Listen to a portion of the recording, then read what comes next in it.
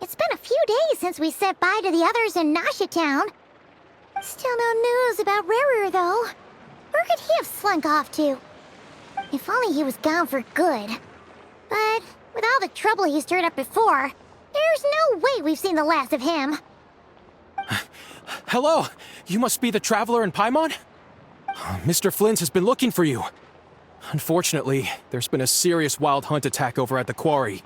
He thinks it's time to regroup and figure out a plan. The wild hunt?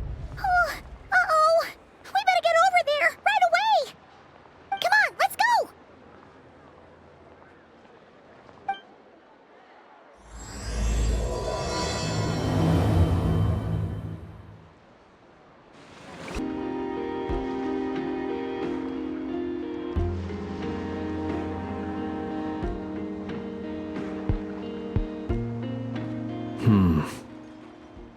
I can barely sense any Kuvaki at all. This whole area feels like a soulless husk. Looks like his appetite truly is insatiable. As if the power of that energy cannon wasn't enough. He's not seriously still getting stronger? What's his endgame here? Ah, everyone's here already. Hey, we made it. So, what's going on? We've all been on high alert since we split up a few days back, expecting Rerir to strike again. But it's like he just vanished into thin air. No one has seen him nor found any trace of his presence. That is, until this morning, when a ratnik found signs of wild hunt activity while out here on patrol.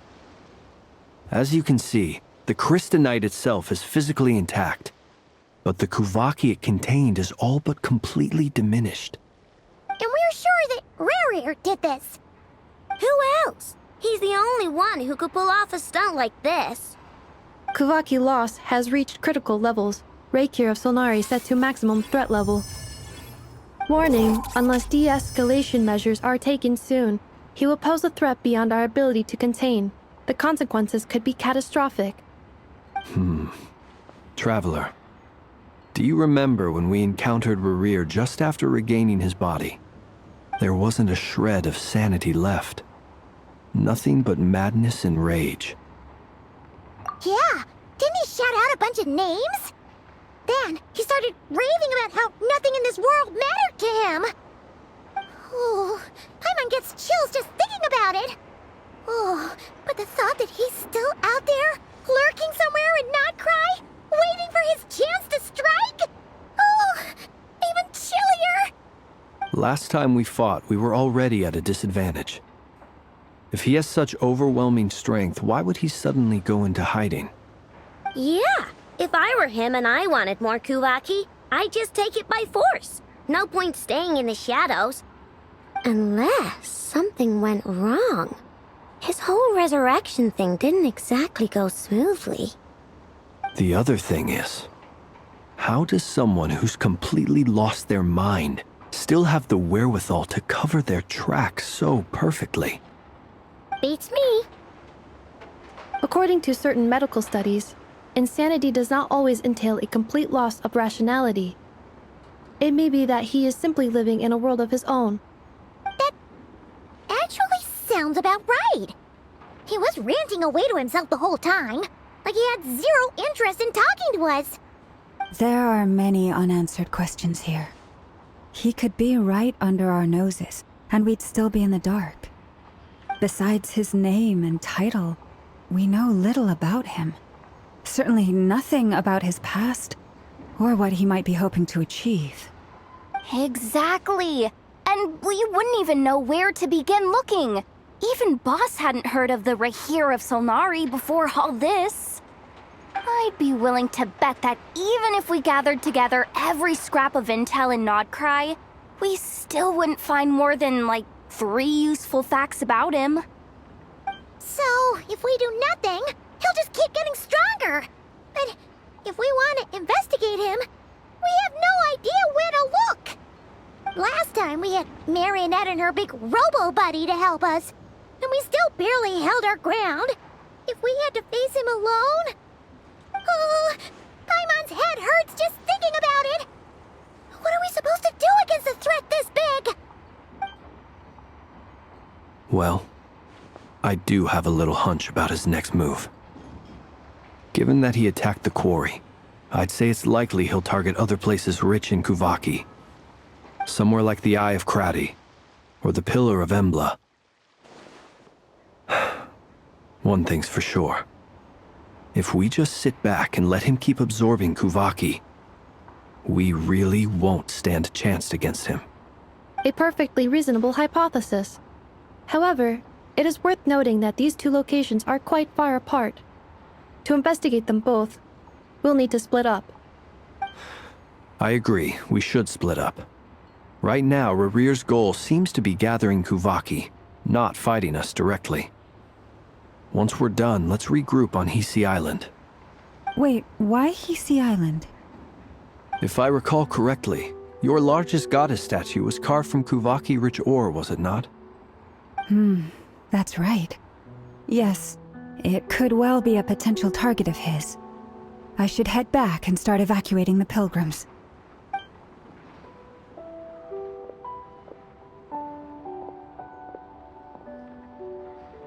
Splitting up's always gonna be risky. But I guess we don't have much choice, right? We're in a race against time here. And if we do run into Rerir, what then? That's when you follow the third rule of treasure hunting. Run like the wind. Didn't you say the third rule was go with the flow? I don't know. Did I? Anyway, whatever. In this situation, go with the flow means go find backup. Agreed. If anyone finds so much as a trace of Rerir, do not pursue him. Get out of the area and alert the rest of us as soon as possible. We need to put safety first. All right, we'd better get moving. Come on, Anefa, let's go.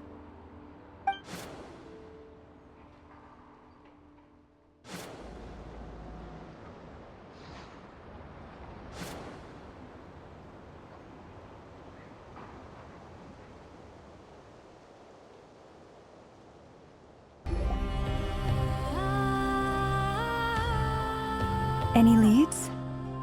Nope. Diddly squat. No clues to where he might be hiding. It's like he's a ghost. It feels like we're sitting on a powder keg that could go off at any second. Ugh, I hate this feeling. I'd rather face him head on than be left hanging like this. So, you guys didn't find anything either? Not loving the word either. How about you, Flints? I questioned a few Ratniki and eventually narrowed my investigation down to one suspicious individual. But by the time I got to his place, he was already gone. Almost as if he knew someone was on to him. Either that or he's just extremely cautious and doesn't stay in one place for long. He's been biding his time for a while now. The question is, where or what is his next target? No idea. Since regaining his body, he seems to have lost all interest in the fragment in my possession. If he did still want it, he's had plenty of chances to take it. All we can do now is hope that I know and Anefa turn up some leads. Darn it, Rerir! If you've got the guts, come face me one-on-one! Wait, he's actually here? I didn't mean it! I swear! No, it's coming from Silver Moon Hall. The Lady Kutar might be in danger. Let's get over there, quick!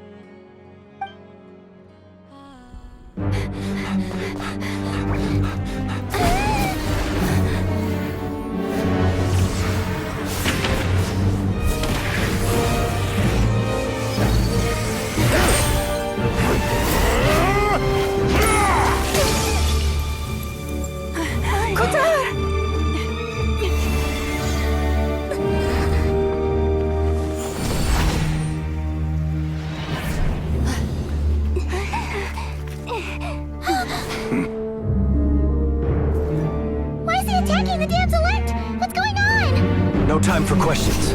Stop him!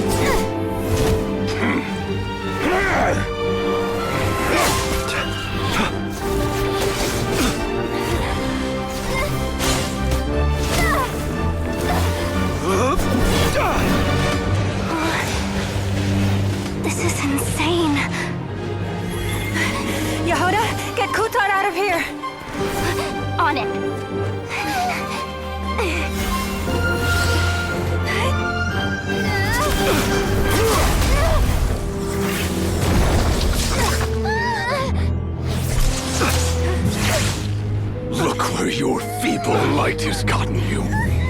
Now, you shall plunge into darkness!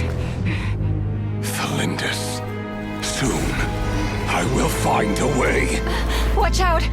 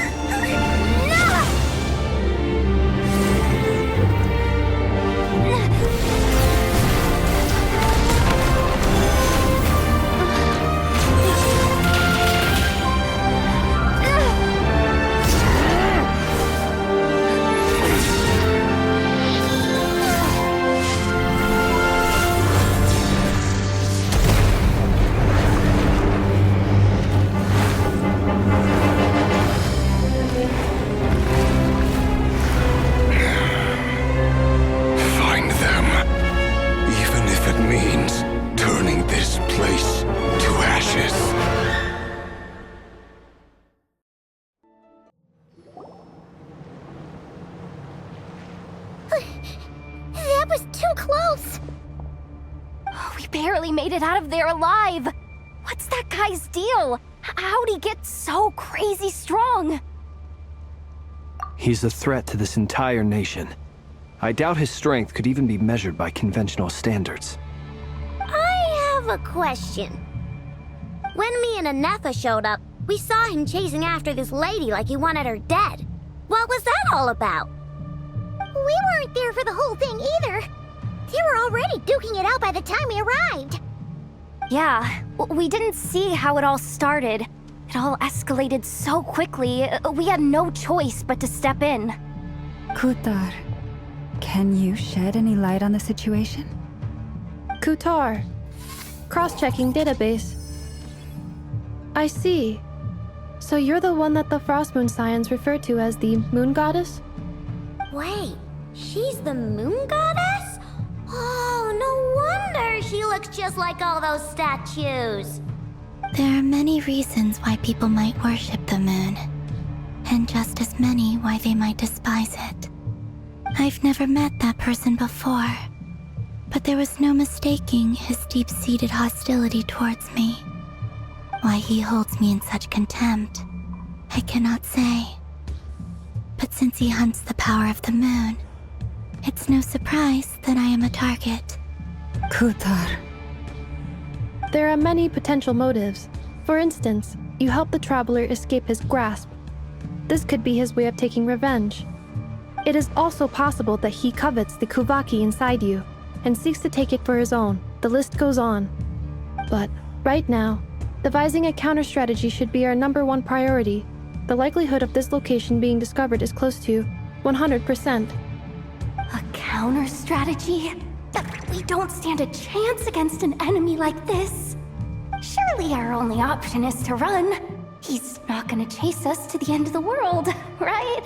So as long as we can sneak out of Krai undetected. No, I can't say that. Come on, Yehoda, this is serious stuff. You can't suggest we all just chicken out. Running is our only option. Huh?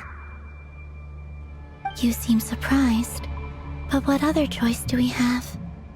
We are facing an enemy we cannot possibly defeat in battle.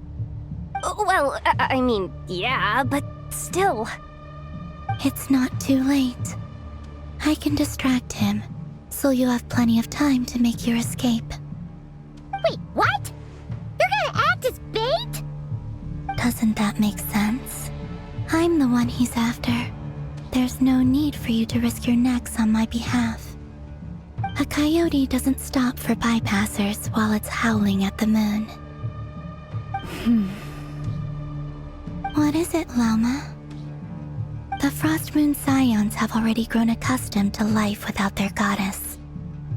My presence here is no longer essential, and this is not my home. so you needn't ask me to stay. We can't just roll over and let him get away with this. That's not our style. Yeah, we can't just call it quits after everything we've been through together. Besides, she pretty much saved my life back there. If I just ditched her now, I'd never forgive myself. We can't overlook that you have saved our lives multiple times now. To talk of returning the favor would be a little crass for my liking. But suffice to say that we are friends, and friends look out for one another. Rerir's true objective remains unclear. Even if we were to sacrifice Miss Kutar, there's no guarantee he would stop. But Kutar, I know why you left the Frost Moon Scion so long ago. It was because people started treating prayer as a form of trade. They would make self-centered wishes, force you to accept meaningless offerings in return, and then expect you to perform miracles for them, as if that were their entitlement. If it were me, I might have walked away too. But I believe that time can change everything, and that sometimes it takes losing something precious to appreciate its true worth. After much reflection, I've realized that this was never about whether the Frost Moon Scions need you. Any relationship based on need is purely transactional.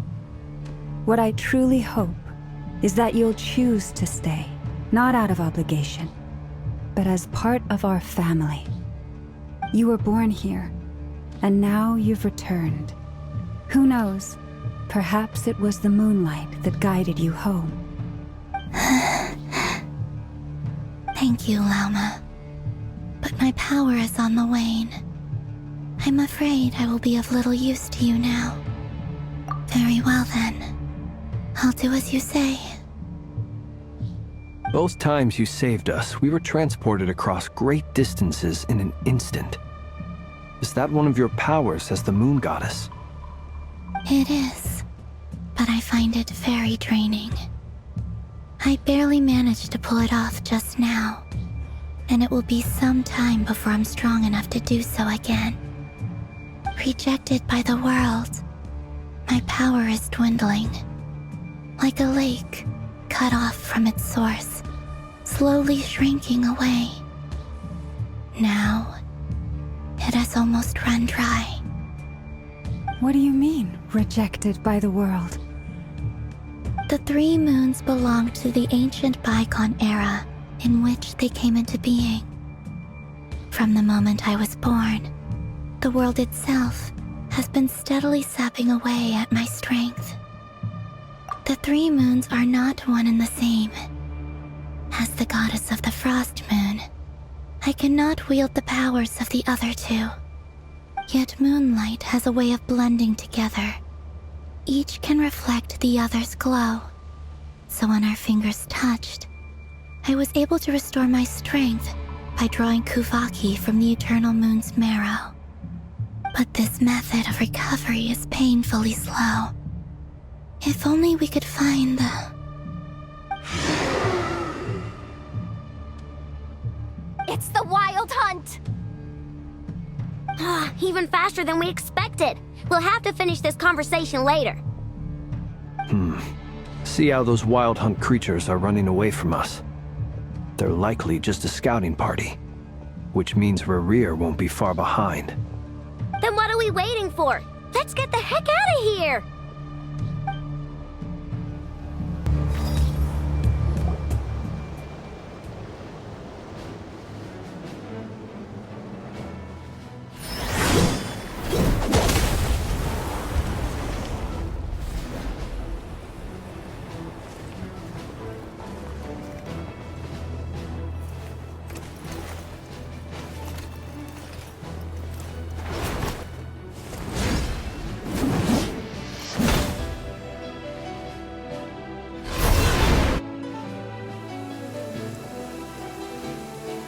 What's the matter? Bit off more than you could chew? Who are you? Uncle Varka!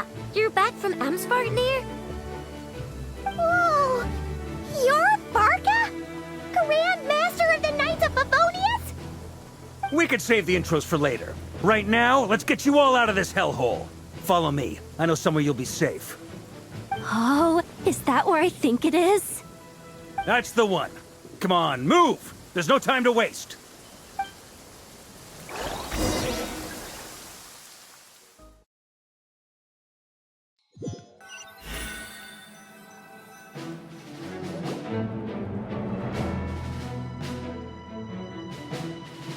Wow!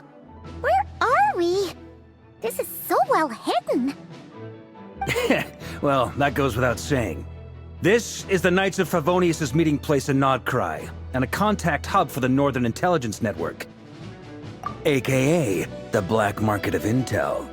No matter what faction you're with, it's the place to buy and sell information. Their headquarters are in Krai, but they've got contacts in every nation. As an expeditionary force on foreign soil, working with them has offered us the most effective way of getting our hands on reliable local intel. This is where we meet, so naturally, it's secure. Anyway, where were we? Folks from Krai should be pretty familiar with me by now. But I believe this is the first time we've met. Allow me to introduce myself. I am Varka, Knight of Boreas, and Grand Master of the Knights of Favonius. We've heard all about you.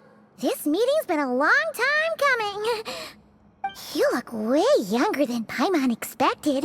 But you definitely have that Grand Master vibe. Well, I'm no spring chicken. Just not showing my age yet. Definitely feeling some of that back pain today, though.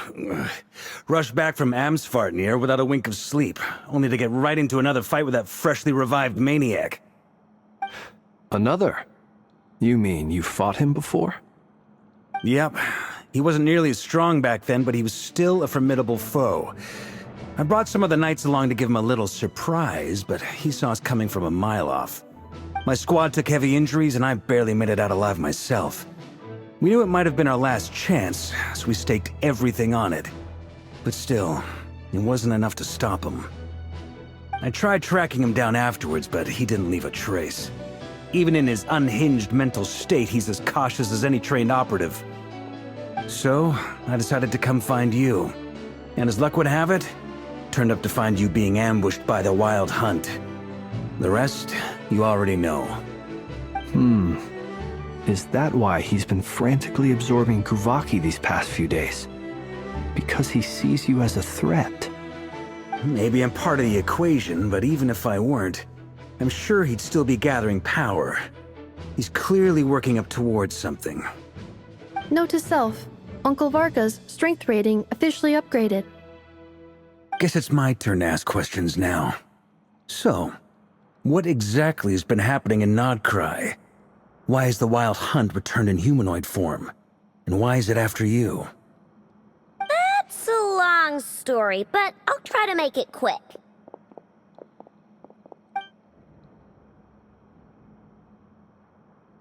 Wow, I had no idea so much had happened. Sounds like you guys have really been through it. So, the Kutar is actually a Fatui Harbinger. And all this Wild Hunt activity in Krai is the work of the Rerir of Solnari, one of the 5 sinners. That's a lot to take in. Need some time to wrap my head around it all. I'm truly sorry, Mr. Varka. You stood with us against the Wild Hunt, and did everything you could to stop it from escalating into a full-blown catastrophe. And then, the one time you're away, it all comes to a head and all your hard work gets undone. You've got nothing to apologize for, Miss Moonchanter. You can plan 100 steps ahead and still slip up. That's just life. No one knows what tomorrow holds. You can't predict which way the wind will blow next. And, to be perfectly honest, I can't say I'm surprised.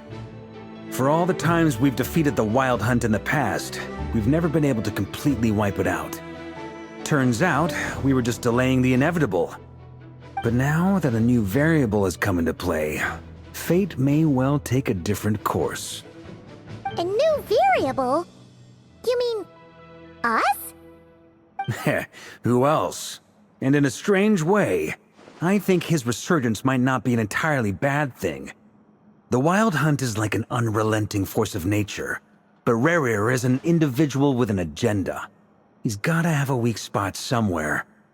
That said, while I was explaining everything just now, some of the points that Mr. Flint's added caught my attention. You mean about our mystery ally? That's right. From what you've said, not only did they lead you straight to some key files, they also shielded Hisi Island from a lethal Kuvaki blast. I don't know who or what could pull something like that off. Heck, even Miss Columbina doesn't have a clue. I hadn't heard the story about those files. Would you mind repeating their titles for me? Wild Hunt Phenomena Log, a Nodkryan Ratnik's Field Journal, and Kuvaki Survey Log. Oh. No. Still doesn't ring a bell. Another dead end. Guess all we can do now is hope that our mystery ally keeps showing up when we most need them. Still, it's safest to assume they won't be intervening again. From here on out, we'll have to resolve this crisis by ourselves. Your intel also explains something else I've been wondering about. The reason I led my team to Amsfarnir was because we'd had reports about a possible source of the Wild Hunt showing up there. But once we looked into it, it turned out to be a red herring. I don't know who was behind it, but clearly, it served its purpose. I doubt it's by chance that he happened to make his comeback while my attention was diverted. And from everything you told me, it sounds like his scheming began well before his return. So maybe luring me away was all a part of his plan. But is it even possible that he orchestrated all of this by himself? The Moon Maiden and the Rerir of Solnari, Nodkrai of all places. The way everything is unfolding, it can't be a coincidence. So, what do we do now? Got any ideas? Right now, we've got at least 3 things to consider. Let's go through them one by one. First, we need to figure out how to take down Rerir. If we can't beat him in a straight-up fight, the rest won't even matter. To my knowledge, the bulk of Nodkrai's fighting force is already gathered here. But even with everyone united, we're still no match for Rerir in his current state, let alone with his power still growing. What if there was a way to tap into a new power of our own? How so? Have you thought of something, Columbina? 3 moons once watched over this world. The Eternal Moon was the largest. The Frost Moon was the brightest. And the Iridescent Moon was the most mysterious. They say that back then, the 3 moon goddesses wielded immense power. Enough to shape the workings of the world itself. I now bear the Frost Moon's power, and the Eternal Moon's marrow resides within the Traveler. Hold on. Are you suggesting? The Iridescent Moon, the last piece in the puzzle. That's right. If we can find the Iridescent Moon's marrow, I will be able to regain my strength much more quickly. The 3 moons are said to stir the tides and illuminate all things. Perhaps they hold further secrets beyond our understanding. According to my analysis, the solution is feasible. However, it is subject to one major condition. How do we locate the Iridescent Moon's marrow? I know a way, but we will need to visit the Fatui's Experimental Design Bureau. The Experimental Design Bureau? Are you saying we need to involve Marionette? Yes. I must speak with Sandrone. It's a long way from here to the Experimental Design Bureau. There's a high chance you'll be spotted. You shouldn't go alone. Then that's settled. Next up, our second priority. Somehow, we need to figure out Rerir's end goal. As you saw for yourselves, when he was still in his Wild Hunt form, everything he did was for the sake of recovering his body and resurrecting himself. His first act since then, after laying low for a while, was to try and assassinate this young lady. People's obsessions often reveal their greatest vulnerabilities. There must be a reason why he despises the moon so deeply. Perhaps it sheds some light on his title, the Rerir of Solnari.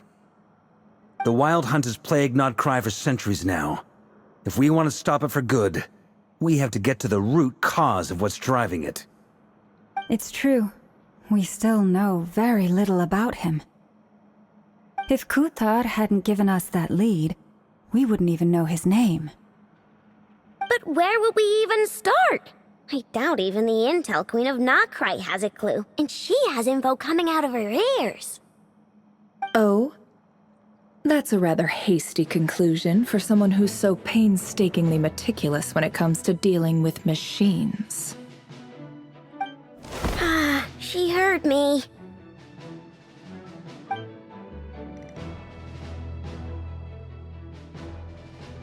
Boss! What are you doing here? I'm now asking myself the same question. I received a letter from a humble knight of Favonius, requesting a meeting to discuss a major business deal. But it looks like this humble knight had something else in mind. Details. Miss Neffer, the important thing is that you've arrived at the perfect time. Since his failed ambush, I've been racking my brains trying to come up with a plan to fight Rerir. Given the severity of the situation, I think it's fair to say that our only chance lies in uniting as one. And I'm talking all the factions in Krai. We can't do this without the Curatorium, but I knew it'd be a tough job to win you over. So, I took the liberty of reaching out for a little chat. Wait a sec.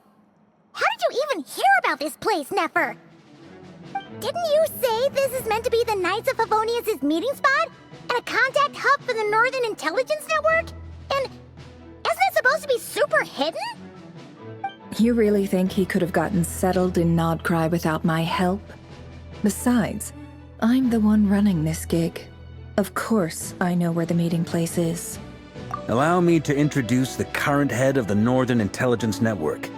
If it's intel you're after, she's your woman. Pretty much seen and heard it all. Please spare me the flattery. Let's cut to the chase. Seems like you've run into some trouble, huh?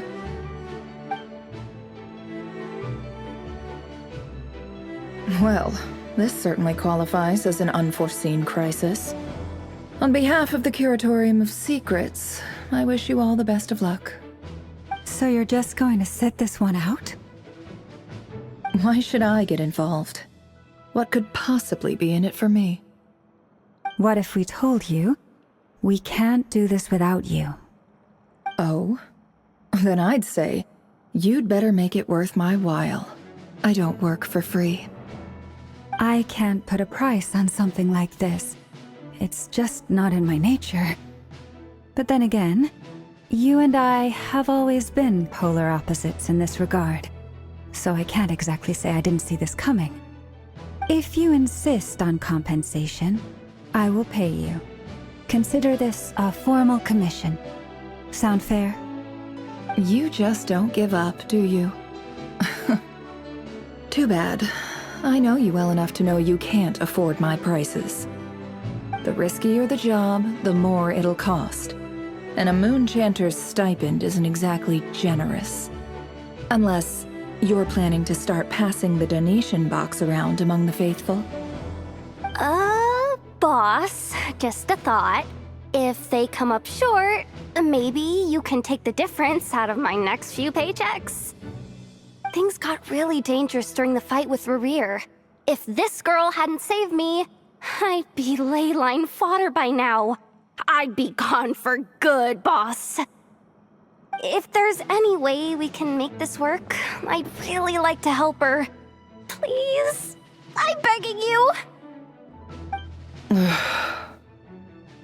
This is why I'm always telling you never accept favors. They are the hardest debts to repay. You have to be careful who you get involved with, or you invite all kinds of misfortune.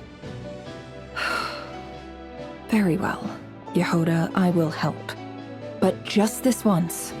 Don't count on this happening again. Flynn's, that fragment that Rerir was after, do you still have it on you? Of course. Let me borrow it. I need it to follow up on some leads. Wait, you actually have some leads? Shh. This is top secret information. I get it. We all have things we'd rather keep to ourselves.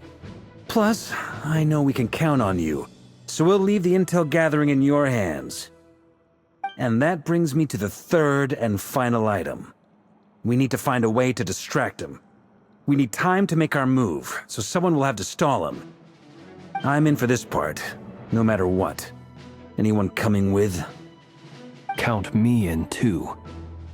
Come off it, you two. Quit playing heroes. I'm way ahead of you here. Nefa did a scan of the Moon Goddess's Kuvaki signature, and we're gonna use it to make some decoys over at the Kramkake craft shop. Anyone who's in, follow me. Once they're ready, we'll deploy the decoys across Krai. So as long as the rest of you keep moving, he won't catch on to your scent and won't be able to track you down. I like it. Genius idea. No biggie. All right then, we'll split into 3 teams. Once your team has finished their mission, return here and wait for the others. Dismissed!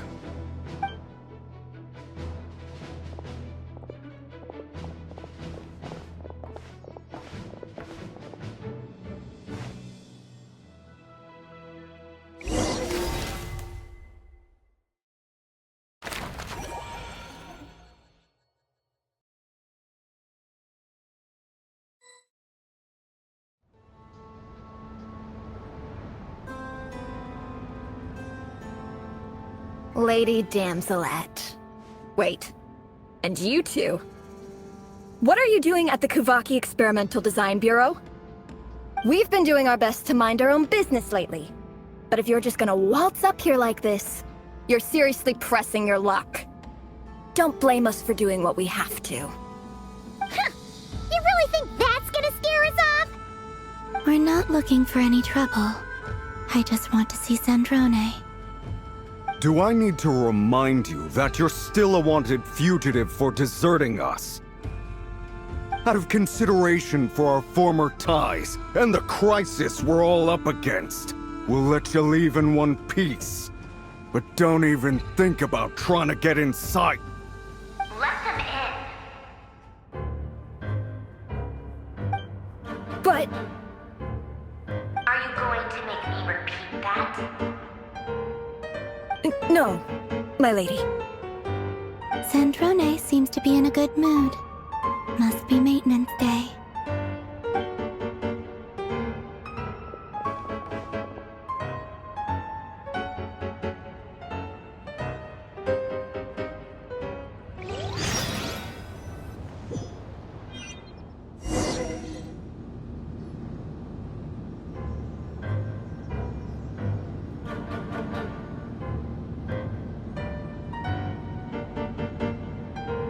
So tell me, to what do I owe the honor this time? Actually, before you answer that, just so we're clear, we're not colleagues anymore, Columbina. I don't owe you anything. I promise it's nothing big. It seems like you've gotten the wrong idea here. The only reason I let you in was because I was bored. It seemed like a way to kill some time and satisfy my own curiosity. Whatever miscalculations I may or may not have made in the past, I haven't lost the plot enough to even consider sticking my neck out for your sakes. I'd like to speak with Arlecchino.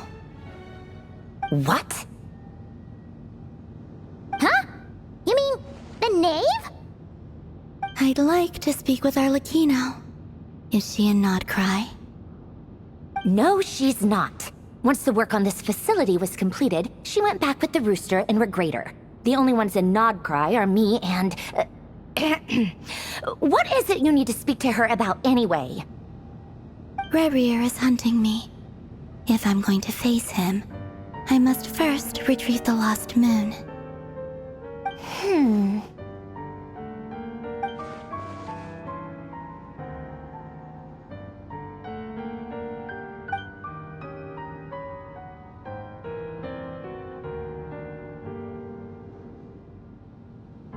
Is that a no, then?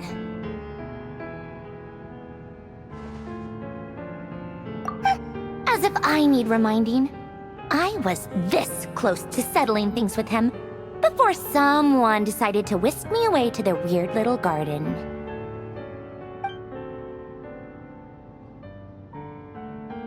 Have you held any tea parties lately? Tea parties? Yeah, obviously. You don't seriously think we'd pack it all in just because you aren't here. If anything, they've been more eventful than ever. Just me, Arlecchino, and a bunch of insolent, insensitive guests who won't stop asking where you've gone. Oh, they've been a real joy. I bet you served them the worst tea you have. Just like you used to do to me when I upset you. Who cares about how good the tea is when there's no one around to drink it? I keep losing people. First Rosaline, now you. I'm running out of people who can make me laugh. Honestly, what could be more ridiculous than a multi-centenarian goddess who's only ever had the plain herbal tea she received as offerings? You'd always brew a different type of tea for me each time. Was it really just to see how I'd react?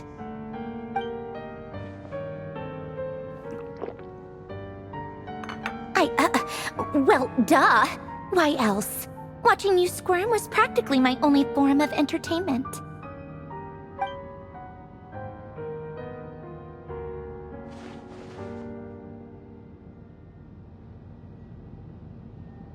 Oh, yeah. And Capitano sometimes used to bring Tartaglia around, too. But I guess we won't be seeing him again.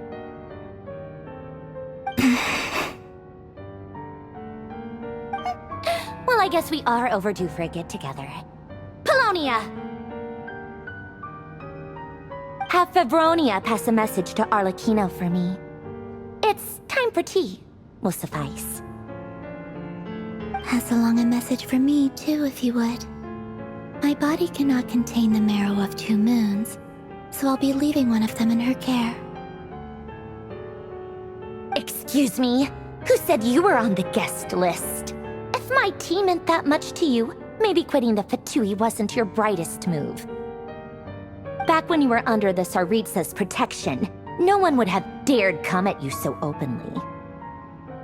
But that protection didn't come for free. In fact, I paid dearly for it. At the end of the day, it was just another transaction. I just got tired, that's all. I never wanted any part in their grand ambitions, and I've had enough of being treated like a bottomless supply of power. It brings back memories from the old days, when I was still worshipped as the moon goddess. Centuries on, it may be a different group of people, but I see the same greed in their eyes. I figured you'd leave eventually. You didn't have as much of a reason to stay as I do. The Tsaritsa gave you shelter and protection, but that was it. Nothing more, nothing less. Meanwhile, the Fatui demanded everything from you in return, until it was more than you could bear. I get why you left. And frankly, I have no interest in dragging you back just because the higher-ups told me to.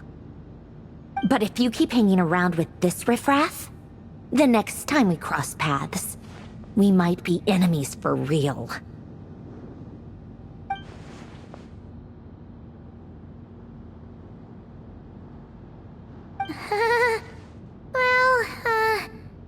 Guess that's our cue to leave. That might be your plan. But it sounds like someone else wants you to stay a little longer. Huh? What do you mean? Listen.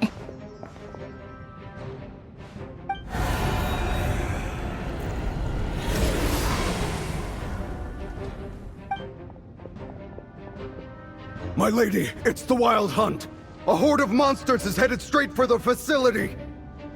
Another uninvited guest trying to crash my tea party. Clear the area! I'll handle this. Wait, what? You want us to leave you here by yourself? Huh. You'll be lucky to make it out of this alive. You really think you can afford to worry about me? Go on, get out of here. You may have stopped Polonia from crushing him last time, but I've made sure that won't happen again. The entire Experimental Design Bureau is rigged for war.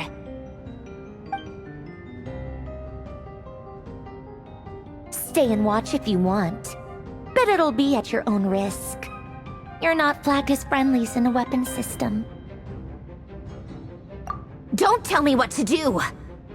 Look, if you're leaving, make it quick. Or you'll just get in my way. There's a secret passage on the second floor. It'll take you right to the plains out back. Stare all you want, Columbina.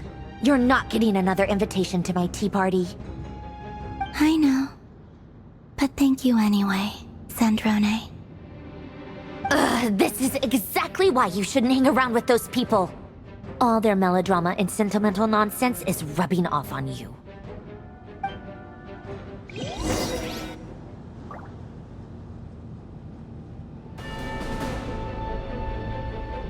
Come on then, Mr. Rerir. Let's pick up where we left off.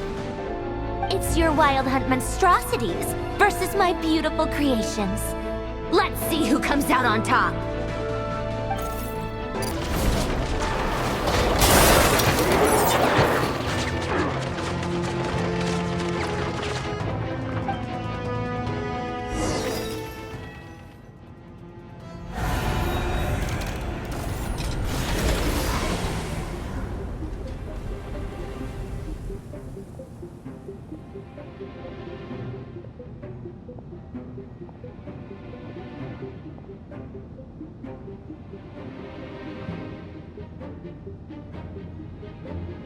Polonia, get him!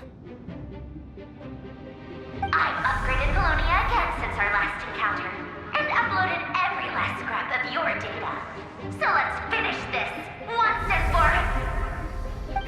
She's not here. Where did she go? Hey! Over here, you big... Cursed moon. Go. Keep searching. She cannot have gotten far.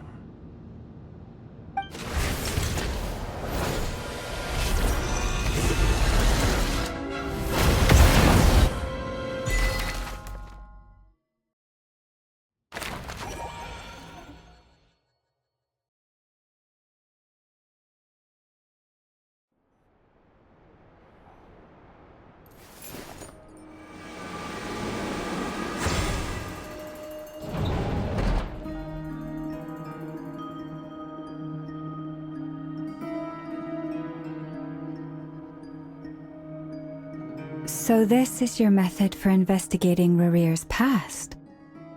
It almost looks like some kind of ceremony. Good deduction. But it's quite a different affair from what you're used to with the Frostmoon Scions. Whoa!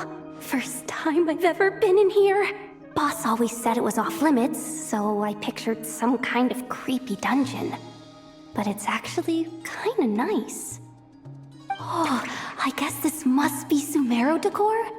That's where Boss is from. And that nice shopkeeper who sold me my treasure compass. I'm not sure exactly what you've got planned, but it looks like you're all set. When do we begin? Whenever we wish. But for some reason, I've got a feeling this isn't going to end well. I've never faced Rerir myself, but from what you've told me, his power is beyond anything I could imagine. I, on the other hand, am just an ordinary businesswoman. Our paths should never have crossed, yet here I am, forced to make an enemy of him. If you ask me, you're about as far from ordinary as it gets. So what are you saying? You're getting cold feet? Once I take a job, there's no backing out. Still, I have to ask myself if the power I'm relying on will even work on an opponent of this caliber. And also how to make sure I come out of this alive if things spiral out of control. Death is the one thing we can take for granted. It is the great equalizer, however fortunate or unfortunate we may otherwise be. So it's important to consider how to spend what lifespan we have left. Come on, boss. Lighten up. Quit talking about death.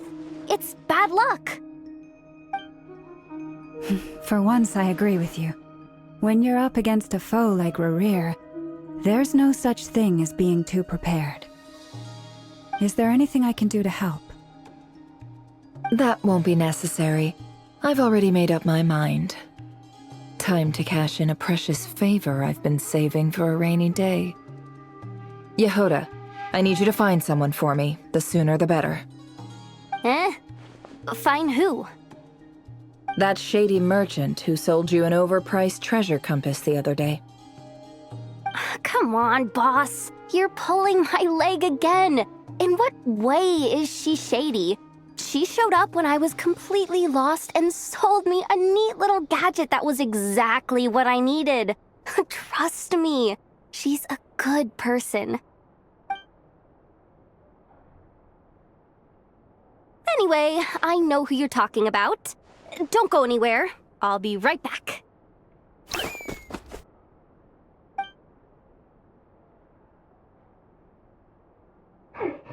Quit grabbing me. I genuinely can't run any further.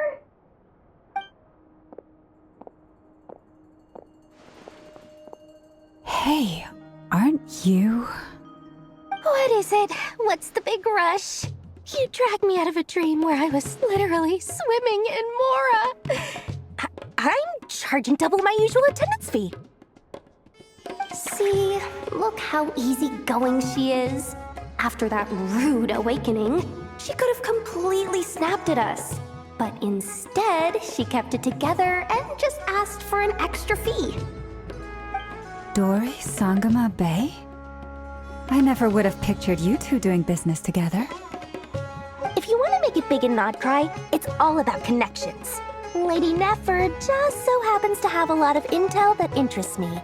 And she also did me a big favor in the past. It was back when I first arrived in Nodcry.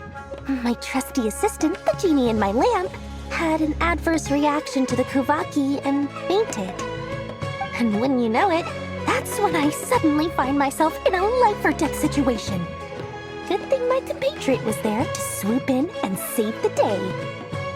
I've been giving her a 30% discount off all of my goods ever since. Now, so that no one here feels left out, I'm willing to extend a 20% discount to fellow friends of Boss Nefer. Plus, any other friends you send my way will enjoy 10% off. What can I say? The great Lord Sangama Bay is nothing if not generous. So, let me guess. You've run into some trouble? I've got everything you could possibly need. And the more you buy, the more you'll save. You guessed correctly. What have you got in the way of survival gear? The one type of gear I've never been short on. What are you looking for? A jetpack fresh from the Academia's labs? An ancient suit of armor dredged up from the bottom of the sea? At the very least, I need to know what kind of opponent you're dealing with here. If even you're worried about staying alive, it must be pretty serious. What if I told you it's someone with the power to bring a nation to its knees? Is that so? Then we really are talking top-shelf treasures. I don't have anything like that in stock right now. I'll have to ask my supplier. Your supplier? A powerful woman, make no mistake. I can't reveal her identity, but luckily for you, I hear she's planning to visit Nodcry in the near future. If you're willing to wait, I can ask her when she's here. Can't say exactly how long that'll be, though. Then, let me put it another way. What would you do if you encountered an enemy like that? Roll over and serve yourself up on a silver platter? Of course not! I have a handy little trinket from one of my generous suppliers, which... Hold on. What exactly are you getting at? No! This is for my personal use only! Let's just say I'm borrowing it, all right? Just for insurance purposes. You'll get it back later. Favors are the worst kind of debt to owe, and now you've got a chance to repay one. A win-win situation, don't you think? Fine. You can borrow it for 5 days. No, make that 3. And for every extra hour after that, I'm charging you 1,000,000 mora. Deal? Deal.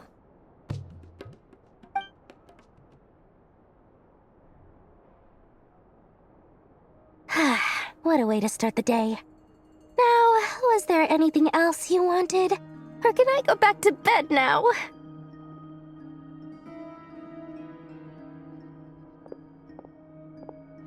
That will be all. Take care now. Don't trip up on your way back, friend. See you later! You're my favorite shopkeeper.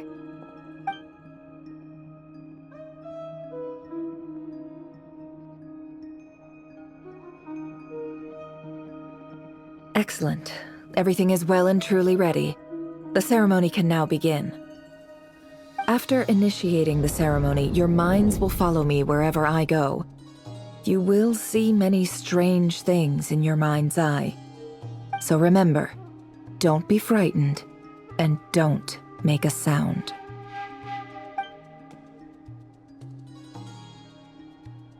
Now then, let us peer into the Rerir of Solnari's past.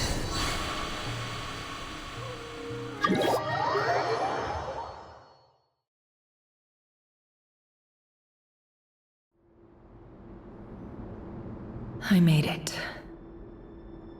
I don't recognize this style of architecture.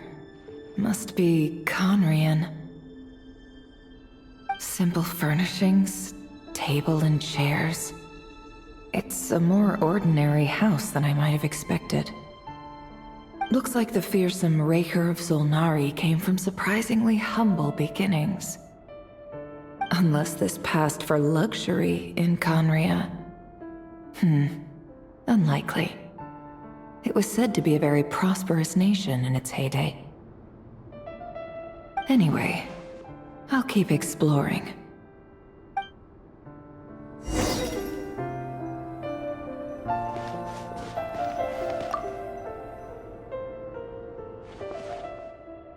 Hi, Rerir. Since you're working extra hours tonight, I thought I'd keep myself busy by checking out that new kebab shop. I've heard good things about their menu. I'll test it out, and if it's as good as everyone's saying, let's go back together sometime. P.S. New stash from the Universitas Magistrorum. I brought some goodies home. A few teacups and a pin rack. Hope you like them. They didn't sign their name, but they must have been close. Sounds like they were living together.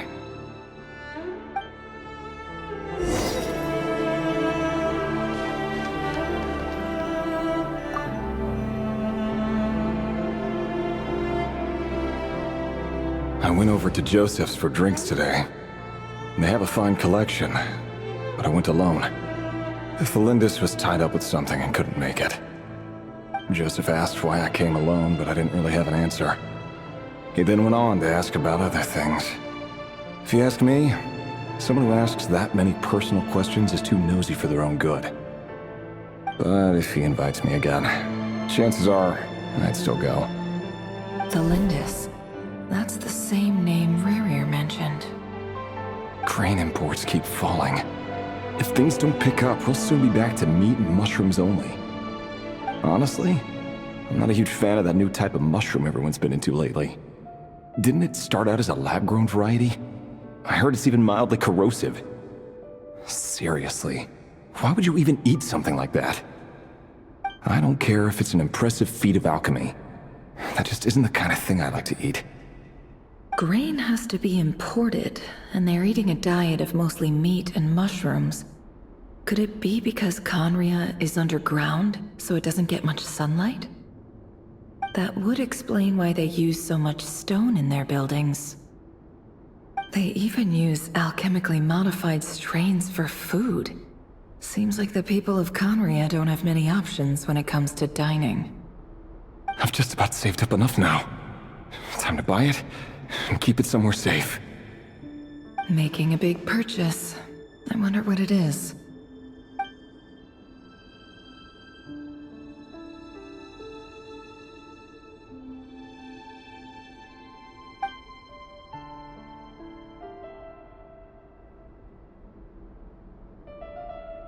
He really is a professional. No wonder he's so good at covering his tracks. Despite what he's become, it seems like he's retained certain habits, at least in this regard.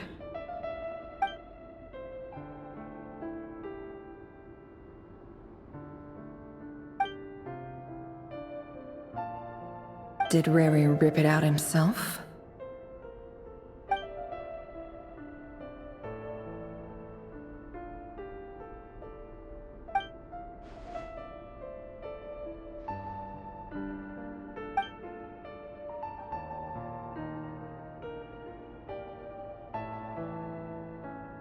Before I met you, I was convinced that my heart was nothing more than a stagnant pool.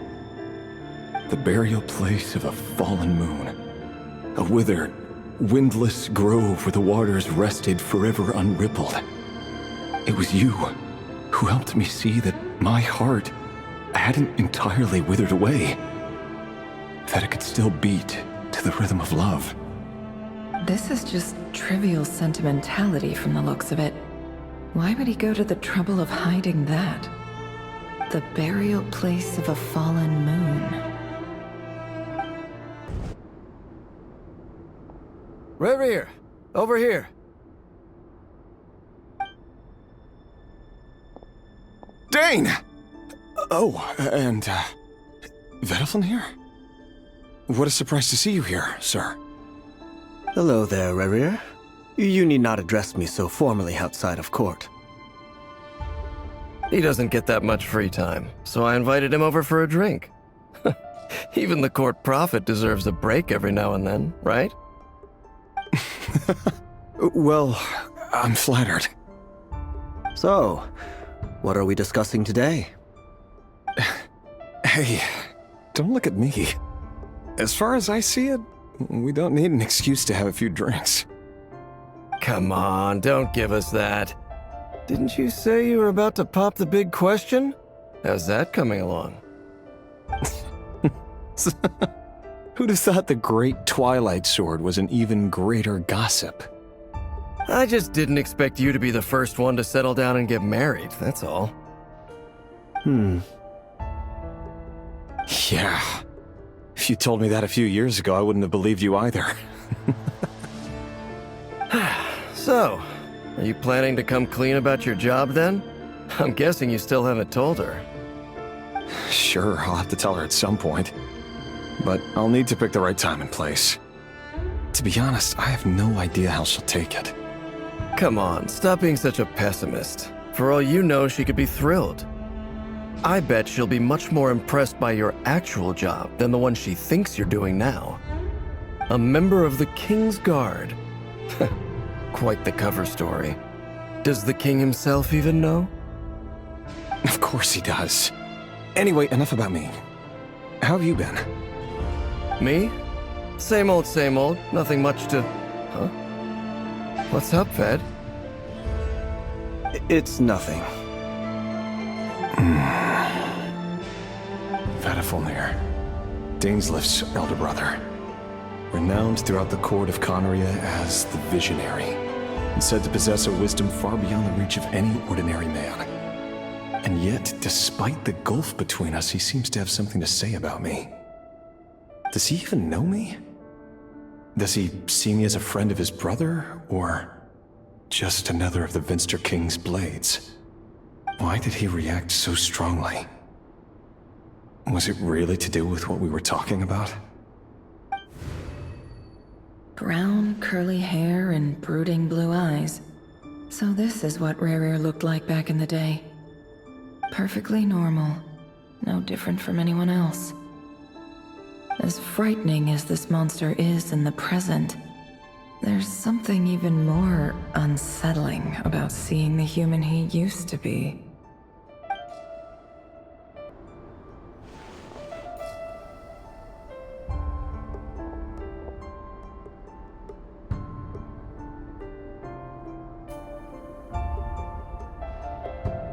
Thelindis? You're back early?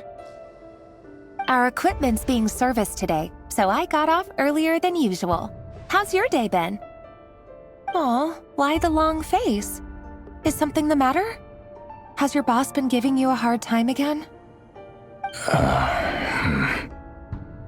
Went for a drink with Dane and the others after work. Isn't that a good thing?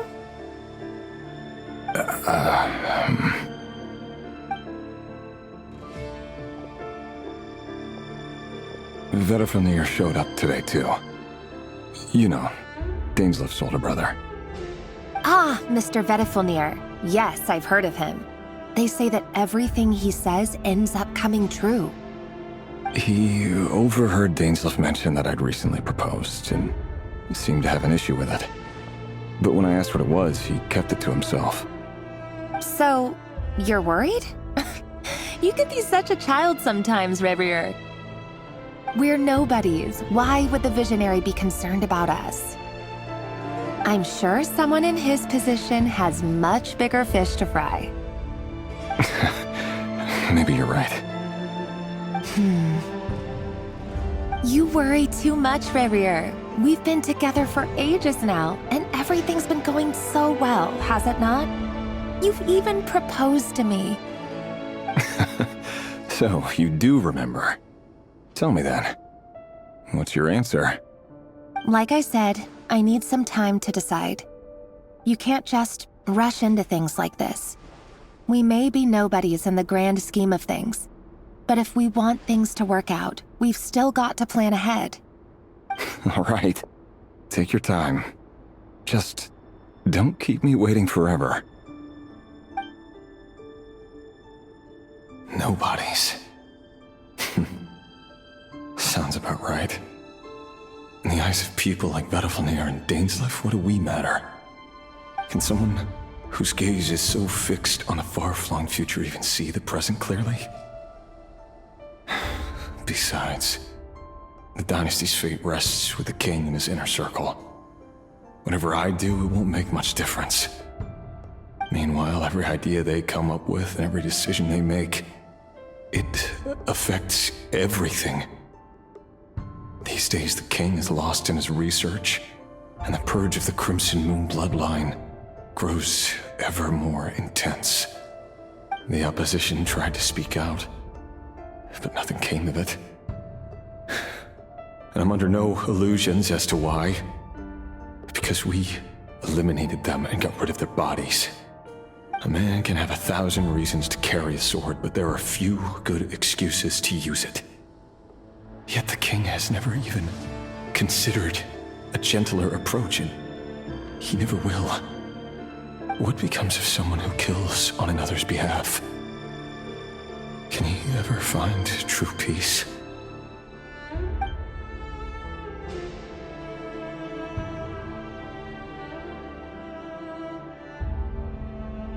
Thelindis,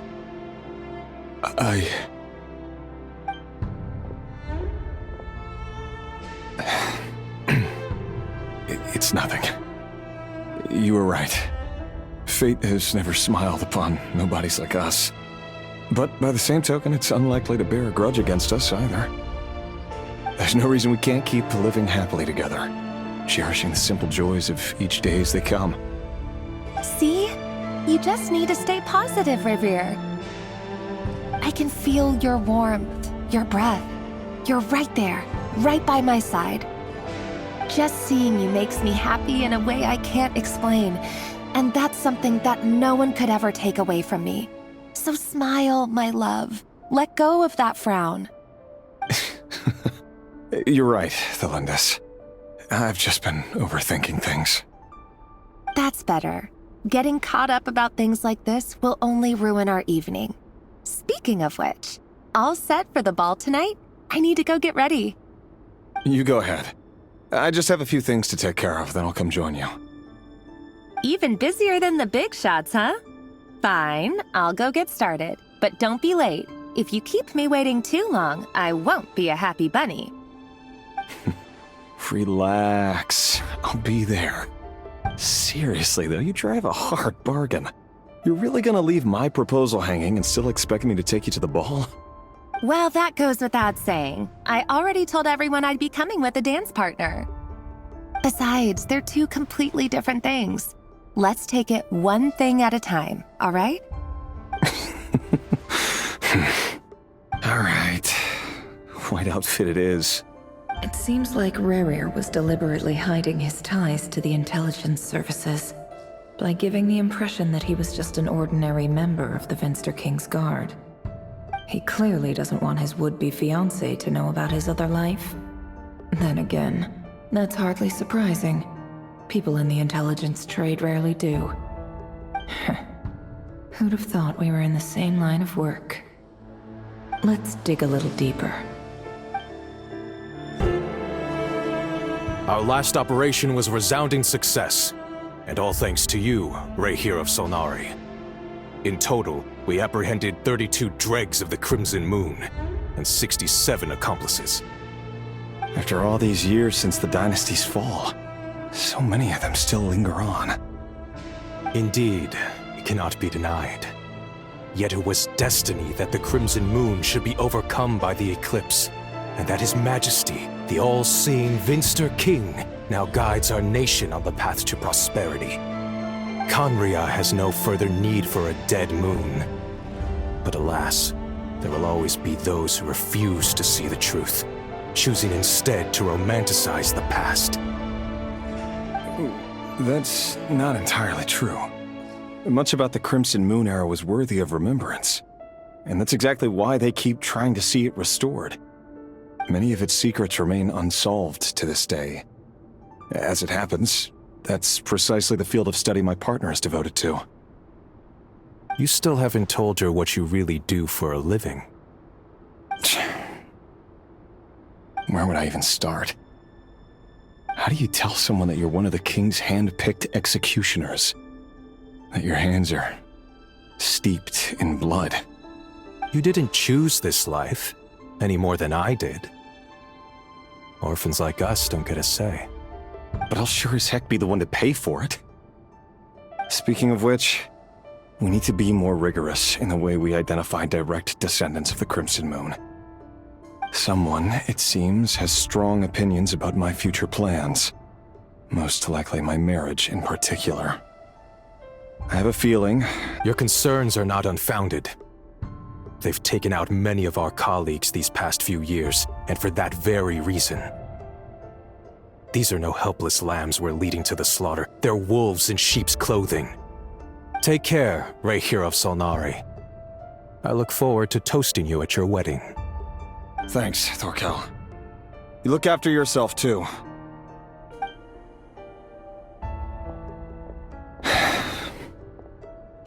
Thelindis, I never wanted to keep this from you.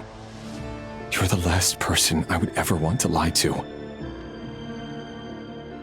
But that's exactly why I can't tell you everything.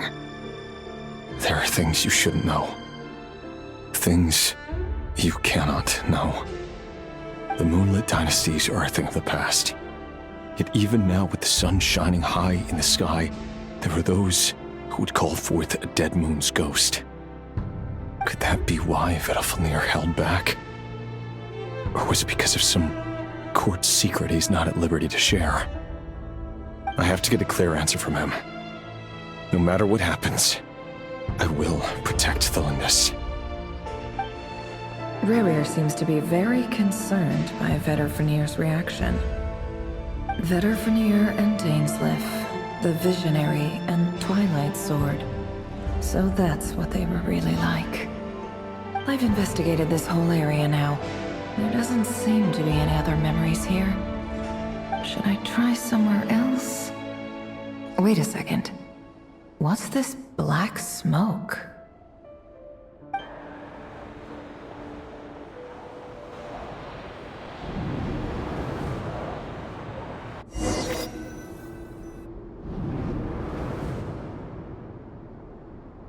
So, he's late after all. Just you wait, Rerir. You're in for it. Big time. Are you waiting for someone, ma'am? Could I tempt you into buying some flowers? Oh, Sure. Pick me out a pretty bunch if you would. Thank you. But I'm afraid none of them are as pretty as you. For someone so young, you sure have a way with words, don't you? I'm only telling the truth. Look me in the eyes. You'll see I'm not lying. You're... May we have a word in private? Who are you? And what do you want? It doesn't matter who I am. Too many of our kind have fallen lately, so I decided to take the risk of reaching out. Not long ago, the Rerir of Solnari led an assault on one of our strongholds. We suffered many casualties, and many who came to our aid lost their lives as well. Sorry, I don't know why you're telling me this, and I don't want to get involved. Wait, hear me out. This time we finally got a clear look at his face and learned his true identity. His name is Rerir, and he claims to be one of the King's guards. What did you say? A cruel irony, isn't it? The man you're set to marry leads a double life as a brutal executioner. But surely, you must have caught a whiff of the blood on his hands. Why are you telling me all of this now? Simple. It's because... How strange. Rerir was nowhere to be seen in that memory. It clearly belonged to Thelindis. Rerir couldn't possibly know what happened if he wasn't even there. Why would her memories appear in his fragment? The ceremony won't last much longer. I think it's time to call it a day.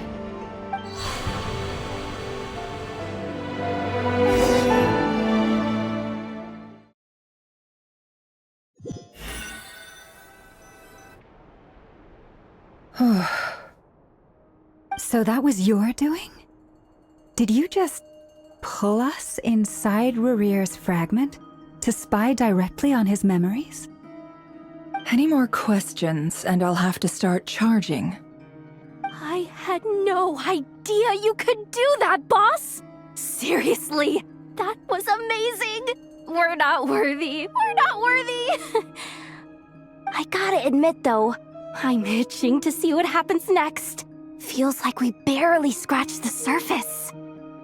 I'm just as curious as you are, but the ceremony only allows for limited time inside. That's all we can see for now. Luckily, we managed to learn quite a lot. So far, so good. I just hope the others are doing okay too. Especially the group with the Traveler. Their mission is a risky one. Let's hope it's all going smoothly. If you're worried about them, go see how they're doing. If I know Boss, she's gonna need some time to write up all the details and make sure it's all coherent. I'll stay behind to lend a hand, but feel free to head back and meet up with the others.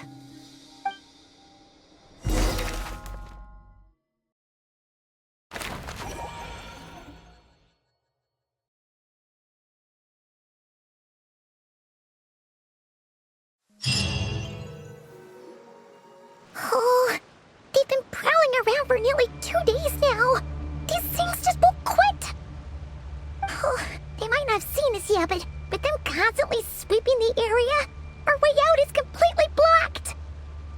Oh, that's never gonna work. One little slip up and it's game over.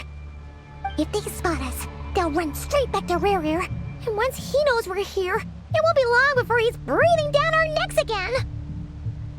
Oh, guess you're right. All right, time to zip it.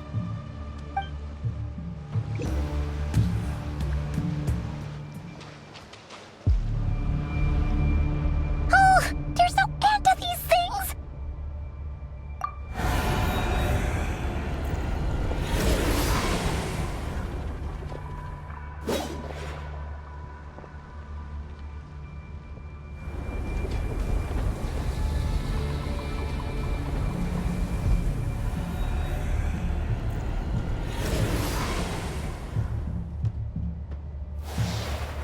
Fire. Fire? Wait, what's that smell?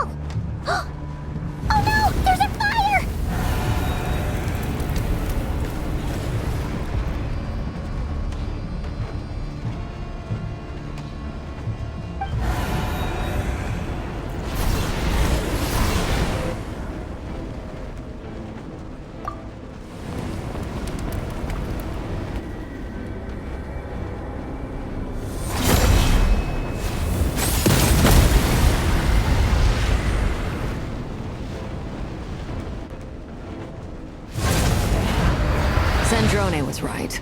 You look weak, Columbina.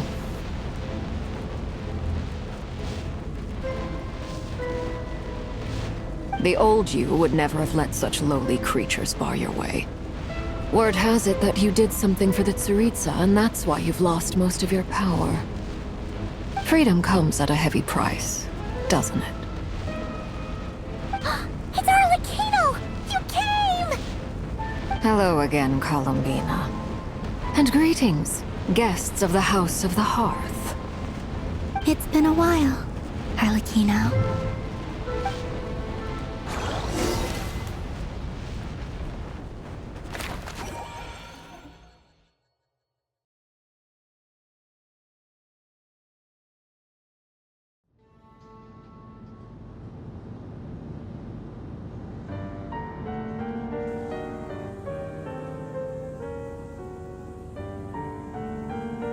Stupid Rerir of stupid Solnari. Ugh, whatever. I've got all the data I need. Next time we meet, you're finished. He sure doesn't pull his punches. Excuse me, do you need a hand? You can do me a favor by staying out of my way.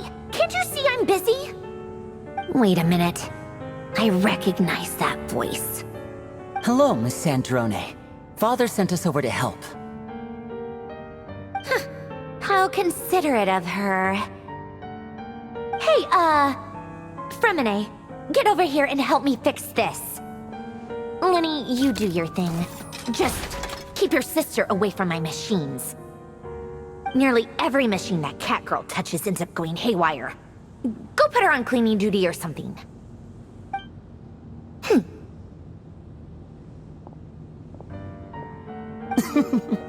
Then let's start downstairs. Fremine, we'll leave this place to you. You've got it. Wait a second. Pretty sure there's still some tea in the cupboard. If you want some, you'll have to make it yourselves.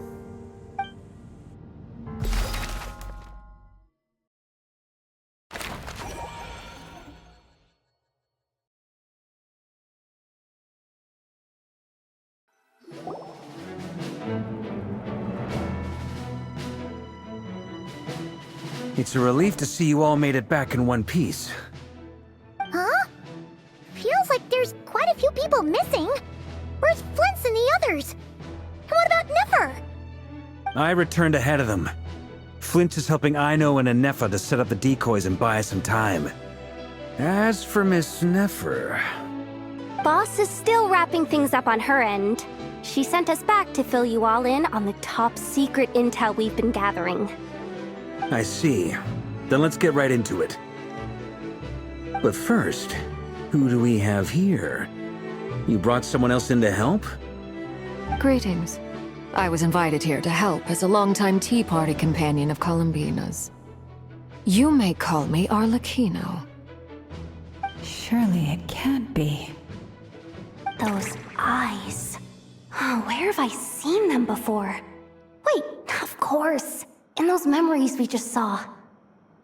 The only Arlecchino I know is the fourth of the Fatui Harbingers. So either you share a pretty uncommon name, or you are more than just a Tea Party buddy.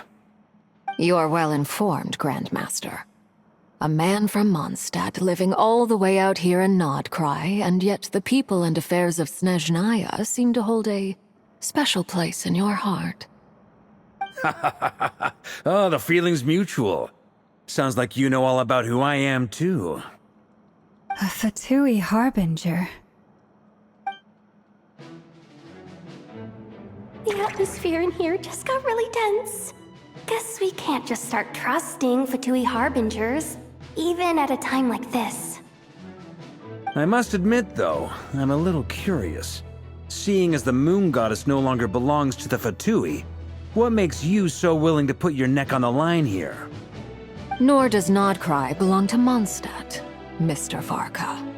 Yet still, you're fighting for it all the same. Things don't always have to have a tangible payoff.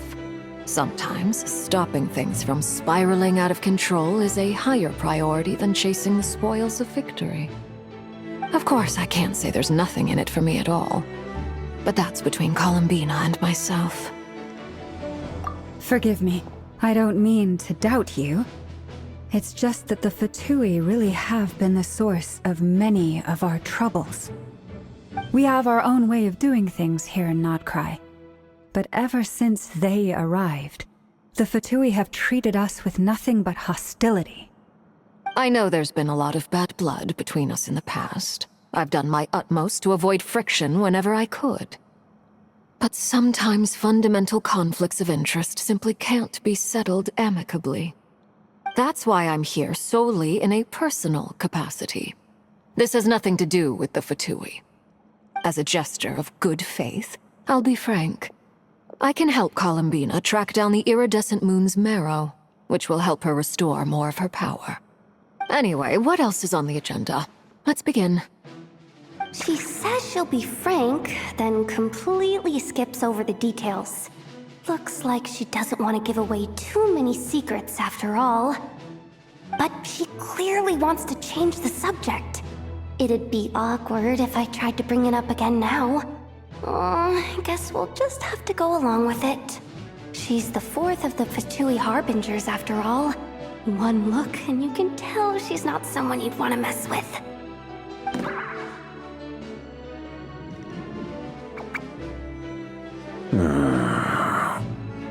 Well, since Miss Arlecchino sounds confident in her ability to handle that, we'll proceed to the next topic. Yehoda, time to share that top-secret intel. Alright, listen up everyone. First, we now know that Rerir was originally a Conrian secret agent whose primary mission was to hunt down and assassinate the so-called Dregs of the Crimson Moon. The Dregs of the Crimson Moon? Mm-hmm. In the memories, there was a lot of talk about the Crimson Moon and Eclipse, and a whole bunch of other stuff from the time of Conria.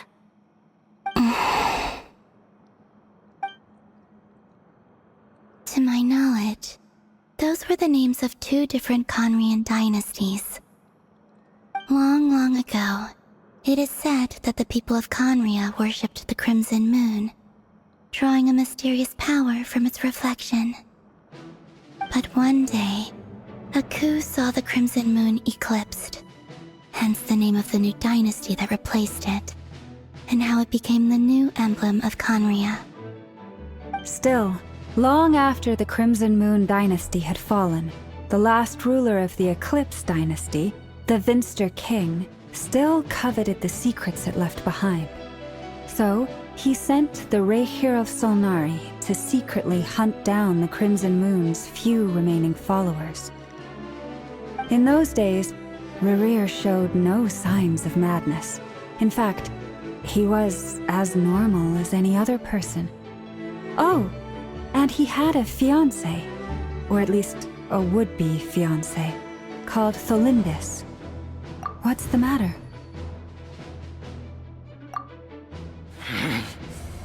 Verfnir, Freindaughter, Flinders.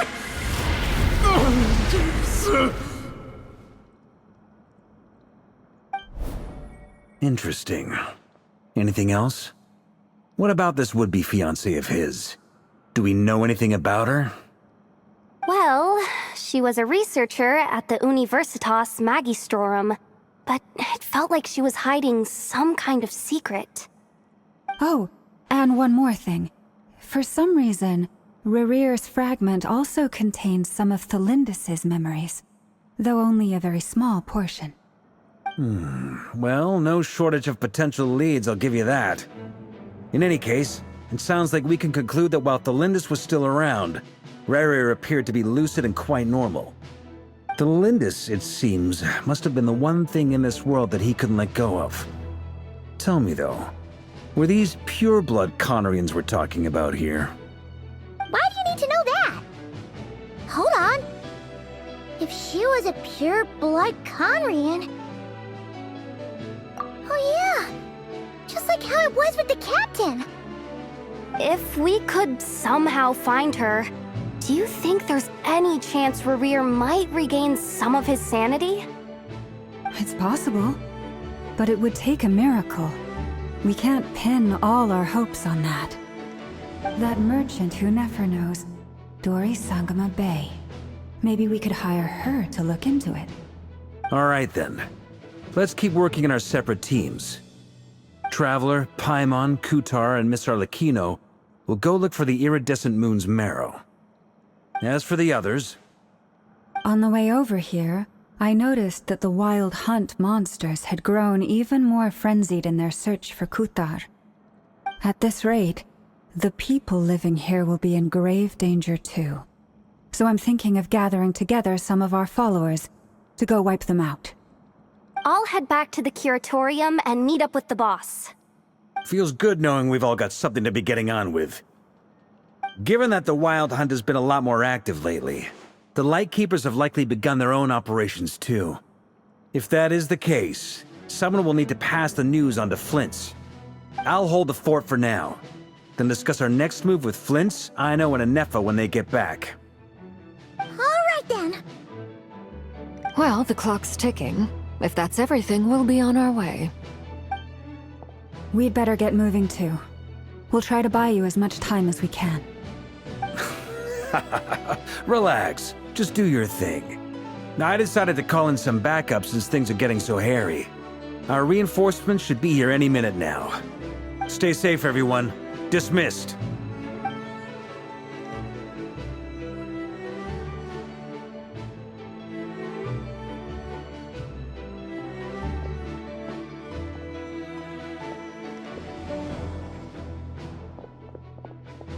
We're back. Did we get here a little early? Or a little late? A tad late. The others have already set off. To summarize, our resident moon goddess has found us a new ally, and Boss Nefer has uncovered some promising info. Everything going smoothly on your end? Not great. I don't know how long we can stall them for. The decoys are getting taken out way faster than we imagined. I'm gonna make some more later, but I need a timeout first. I'm so tired right now. Oh, right! Inefa, could you fill in Uncle Varka on what we just discussed with Flint's? Sure. Uncle Varka, you previously told us about how when you went to investigate a source of the Wild Hunt in Amsvartnir, you discovered that it was just a diversion. But according to Flint's intel, several outbreaks of the Wild Hunt had already occurred in Krai in the period leading up to that. That was before Rerir had regained his body, when he was far from regaining his full strength. In other words, in theory at least, he still lacked the means to act in two places at once. Flint's, with everything that's been happening, the Lightkeepers across Krai are rallying to fight back against the Wild Hunt. They're gonna need your help. I know, I'm sure you're capable of coming up with something far more effective than decoys. But for now, you should stay here and get some rest. Anefa and I will head back over to Amsvartnir to see if there's anything I missed. I told you Uncle Varka would say that, didn't I? A deal's a deal. Not a word about my snack intake for the next week. Database updated. Reliability of Aino's predictions increased. What does that mean? They were betting on how you'd respond after hearing their intel. It's the obvious choice, isn't it? That's hardly worth betting on. We already decided that Anefa should go investigate the situation over at Amsvartnir on her own. You might as well stay here and keep watch. Someone needs to hang back and oversee our strategy meetings. And besides, you still haven't fully recovered from ambushing Rerir. So I've ended up with the easiest assignment. Well, I appreciate it, everyone. See you when you get back.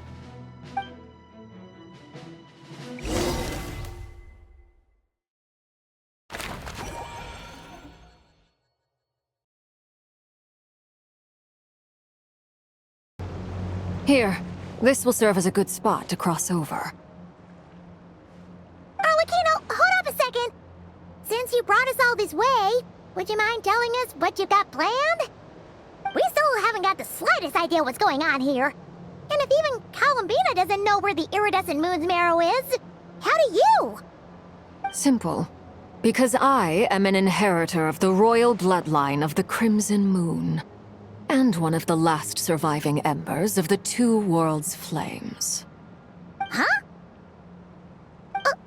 Are you serious? Isn't you're a descendant of that Crimson Moon dynasty we were just talking about? The one from ancient Conria?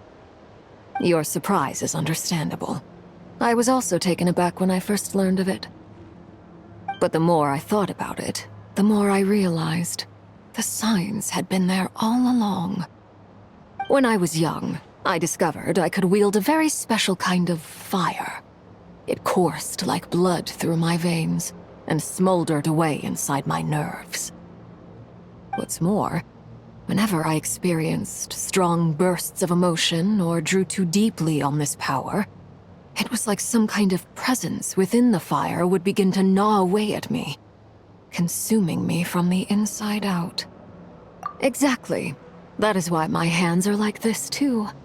At first, I saw it only as a curse, but once I became a harbinger, the jester apprised me of the truth. Together with my own investigations over the past few years, there are several things that I have gradually come to understand. For instance, take the so-called Crimson Moon.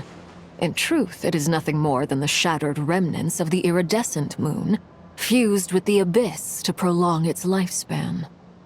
Since this blood flame was bestowed upon me by the Crimson Moon, it is a fusion of the iridescent moon's former power and the corruption of the abyss. You all understand the nature of the abyss well enough. I draw upon its power, and in return, it hungers for my soul. This strange blackness is the mark of corruption it has left behind.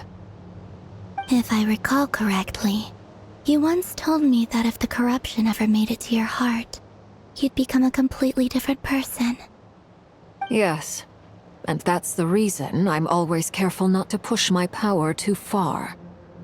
It's essentially a never-ending tug of war. Oh, sounds intense. Anyway, the rest of my story can wait. Is there anything else about the Crimson Moon or the Iridescent Moon that you're unclear about? Paimon has a question. So, the Crimson Moon that the Karians used to worship was actually the Iridescent Moon, right? Which was one of the three Moon Sisters. Does that mean that the Karians were to the Crimson Moon as the Frost Moon Scions are to the Frost Moon? So much of that history has been lost. We have no way of knowing exactly what they were like. But I would suspect that the Conrians weren't as devout in their moon worship as it might appear. The iridescent moon's remains simply served as their link to the abyss. Later on, perhaps someone discovered a way to make direct contact with the abyss. Or maybe there was some kind of ideological divide. Either way, a dissenting faction staged a coup and drove out the royal heirs of the Crimson Moon dynasty. Still, even with the dark sun looming high overhead, the Crimson Moon's glow never truly faded. If you want living proof, it's standing right before you. The first time we met, I sensed something familiar in your presence. When I looked at you, I felt I could see that mysterious red moon in the corner of my eye. In your flames, I saw its broken image, surrounded by a strange black aura. Well, I appreciate that you kept it to yourself. Much about the Crimson Moon is still a mystery, and I'd prefer not to end up as the object of an insane research project. Anyway, time is against us here, so if there's any other questions, they'll have to wait. I just want to make sure I've got one thing straight. In her letters, Sandrone mentioned that since you are unable to contain the iridescent moon's marrow yourself, you intend to leave it in my custody. Correct? That's right. For now, it's the only way I can pay you back for your help. The iridescent moon is already part of who you are. So with its marrow in your possession, you'll be even more powerful than before. Deal. Then let's get started. Get what started? What does this place have to do with the Crimson Moon? When I first became a Harbinger, the Jester gave me a book called Paranhari, also known as Leobranto Innamorato. You should be able to buy a copy next time you're in Fontaine. It's a love story set in the Crimson Moon era, but setting aside the tangled romances of its characters, it also records a few interesting details. In the Crimson Moon era, or so the story goes, there was an orphanage that received children from beyond the bounds of this world, and subjected them to a peculiar induction ceremony. Beyond the bounds of this world? For real? And what kind of induction ceremony? The Crimson Moon Sages looked beyond this world for beings with powers that surpassed the gods. But fearing they might lose control, they subjected these children to a process of refinement. They made these children crawl up a fireplace and kept asking them, "Have you died? Did you see it?" Until they finally admitted to having died and seen a crimson moon. The adults embraced the children who passed the ritual, telling them, "Within the fireplace, you have traversed the flames between two worlds. Here and now, you are born anew." The book leaves much unsaid, but I suspect that this was their way of branding the children they had enrolled, leaving an indelible mark upon them so that they would forever live in the Crimson Moon's light. That explains why I can't sense the Crimson Moon's marrow in this world. It makes sense that it would be sealed in a special space that can only be accessed temporarily through some kind of ritual. But there's no fireplace here. Do you see a chimney anywhere? Oh, are we supposed to build it ourselves? Okay, fine. Paimon will go find some bricks. That won't be necessary. The fireplace is purely symbolic. The key to the ritual is crossing the flames between two worlds. In other words, the flames that burn. Those burned away by such flames leave behind a kind of ghostly afterimage in the world. In the days of Conria, people believed they could be used to bridge the gap between the two worlds of life and death. In short, I can open a passage to that space for you. That's the easy part. The catch is I'll need to stay on this side to keep the passage open, so I won't be able to come with you. Once you're inside, you'll have to find your own way. Very well. Then I'll open it up. Traveler, spare me a little more moonlight if you would. I may need it.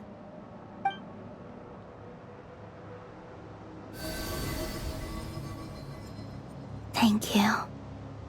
I feel like I've recovered some of my strength now. It should be enough to move us across short distances and confront whatever dangers might await.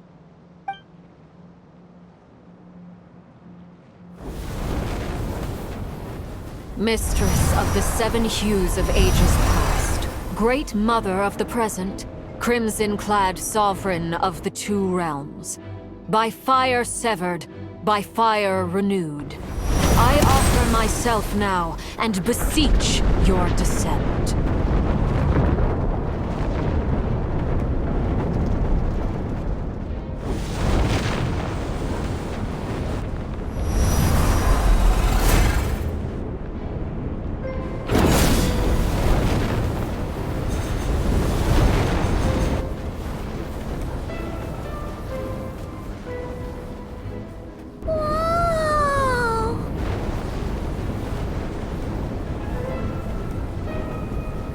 One word of advice. As you're crossing over, no matter what voices you hear, do not answer.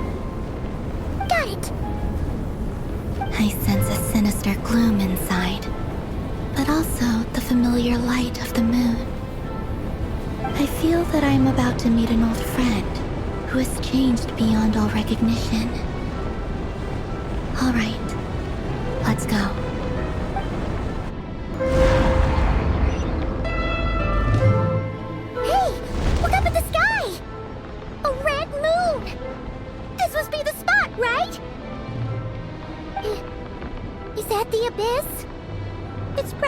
filled the entire place. What now? What a tragic sight. Fragments of your broken body, seized by the abyss and hung up aloft like mummified remains. Iridescent moon, was this truly what you wished for? Careful. There's something spooky about this place. Feels like something is lurking in the fog. Paimon's right behind you. Whatever you do, don't run off without her.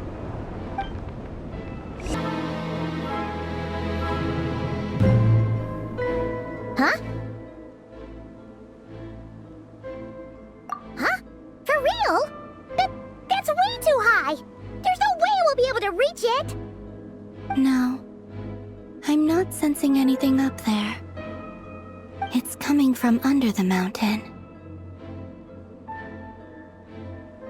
Let's see. Ah! There's some kind of weird shadow over the water. Wait, see that? Looks like a mechanism of some sort. Let's check it out. Hey, look at that. Now that the mechanism's running, the shadow in the water looks different. Do you think these mechanisms might be the key to unlocking the secret? Let's try to find more of them! Felindis, we'll leave the rest of the research in your hands. We'll be heading back now. I hope this isn't ruining date night. Ugh. Mind your own business. Just leave me some snacks on the table. Felindis? Is that Rerir's girlfriend? How come we're hearing her voice here? Oh yeah. So, do you think she was studying this strange space all along? The abyss has made this space extremely unstable. Maybe that's why some of the things she said and did were preserved here. Like echoes. Or after images. Whenever I see this view, it takes me back to a poem from my childhood. Waning moon, oh lifeless damsel, weeping on the mountain crest. Mourning still in wistful tone, her fragile soul now laid to rest. For me, of all people, to be here investigating the mysteries of the Crimson Moon space. Is it a coincidence? Or something more?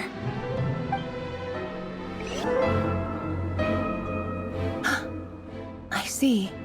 So the moon marrow, or rather the power of the 3 moons, is the key to unlocking.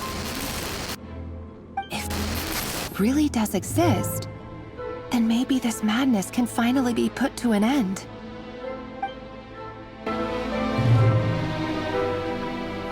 With the Abyss inhibitors in place, I should be able to access the chamber with the moon marrow.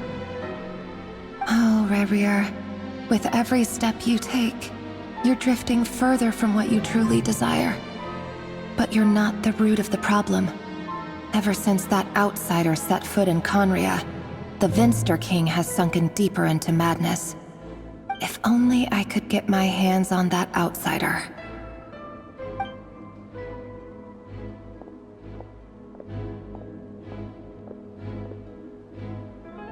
Hey look! The moon's reflection is back to normal! Felindis' voice mentioned a chamber with the moon marrow. Do you think maybe it's hidden in the moon's reflection? It must be.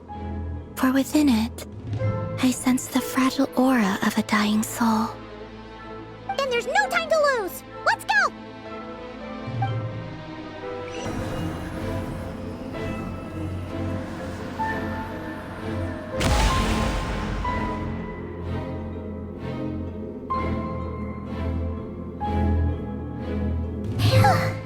We finally did it! The iridescent moon's marrow. Still burning away like an undying flame, yet now contaminated by the abyss. It has taken on a new form entirely. If we can purify the abyssal power within, we should be able to obtain its untainted essence.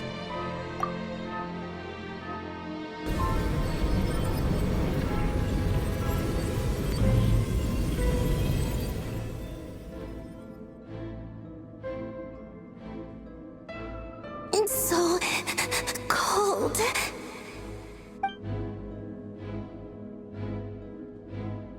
Is it you? Are you here? Huh? Are you talking to us? At long last, I can see you once more. Our fates have crossed, and I am finally free. I'm sorry, I lied to you. Even knowing what was to come, I still couldn't let go of the fear in my heart as death drew near. The moment the moon shattered, my body began to split apart piece by piece. Like I was being cut into pieces by 1,000 blunt blades. My thoughts scattered as the cold crept in.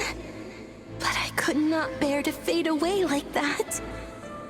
Tell me, what was it that brought you to us all that time ago? If only I had possessed your courage, then I might have been spared this torment more painful than death. You look so puzzled. That's how I felt too when I first saw you. But trust me when I say that everything happens for a reason. Farewell, Hypo.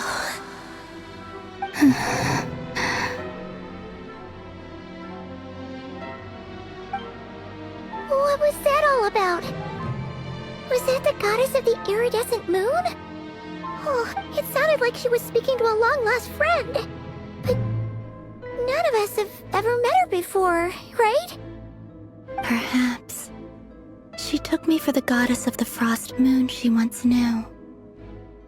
For a fading soul like hers, our auras must be too similar to tell apart. But anyway, we've got the iridescent moon's marrow now. That should help you regain your strength, right? Alright, time to leave this place and meet back up with Arlecchino. Let's go!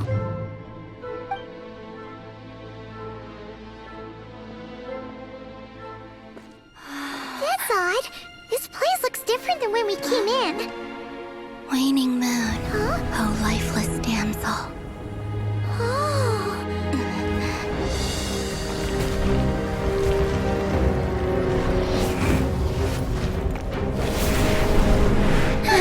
Hurry! The place is collapsing!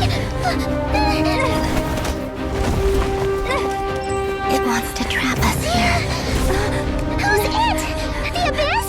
Now we've taken the moon marrow. All that's left here is a dark will. It will show us no mercy.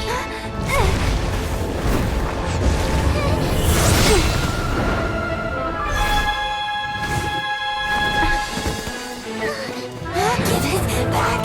The crimson moons! My marrow! My heart!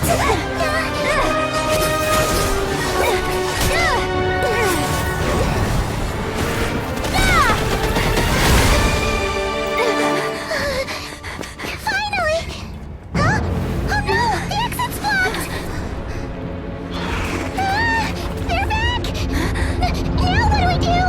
This is where you fall. Witness my rise. Hey, it's... What are you waiting for?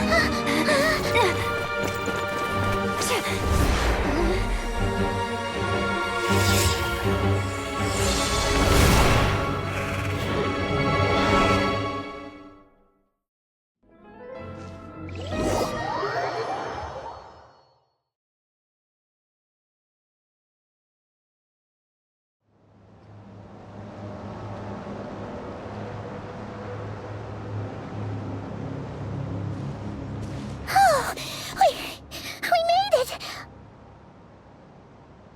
Was that you, Arlecchino? Did you save us? Wait, your hands! They're... Oh, this? Don't worry. It's a small price to pay. The Abyss wanted to trap you inside, and I defied its will by bringing you out. No wonder it's a little angry. No, I have paid the price, albeit a small one, and it cannot be undone. My hands have already fused with the Abyss. Purification would simply destroy whatever's left of them. But surely... Oh, we're so sorry, Arlecchino. Paimon can't believe you'd make a sacrifice like this for us. As much as I'd like to call it a favor, the truth is I was simply holding up my end of the deal. Well, Columbina. Yes, you did your part. And as promised, I will leave the iridescent moon's marrow in your care. From this day forth, may the two worlds' flames burn ever more brightly.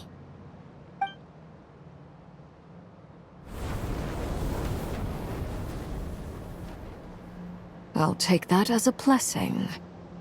Now, Columbina, give me your hand. Accept this moonlight I offer in return.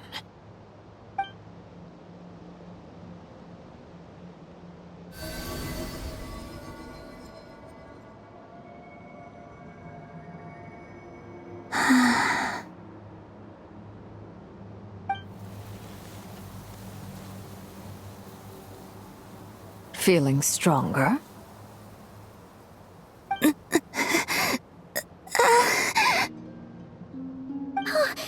Columbina, are you okay? I'm fine. Our powers are a little at odds, that's all. By the Frost Moon's authority alone, wielding the power of the other moons was always going to be a stretch. Still, I think it's fair to say that your strength has returned, at least to the level it was at as Third Harbinger. It's still not enough. There's no way I can hope to challenge Rerir like this. Just one more ray of moonlight, if you would. It's okay. I can take it.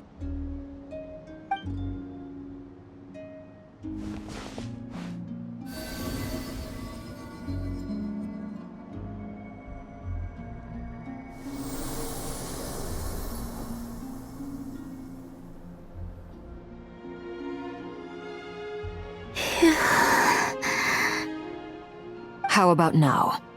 Fighting fit? At the very least, I won't have to stay hidden like before. I want to see him gone from Krai. The Rerir of Solnari and his wild hunt must be sent back where they belong. Well, it's good to have something to aim for. You certainly seem more alive now than you did earlier. When I first met you, you didn't strike me as a ray of moonlight. More like a wisp of fog drifting in from who knows where, ready to scatter at the first sign of a breeze. But now, you're full of vitality. Just like the Frost Moon, once the brightest of them all. May you keep shining, Columbina. This is who you are. Thank you. Look after yourself too, Arlecchino. I know you have plans of your own, and that's why you're always seeking to grow stronger. But whatever you're after, don't let the Abyss take a hold of you. I do not wish to see you go down the same path as Rerir. I appreciate the concern, Columbina.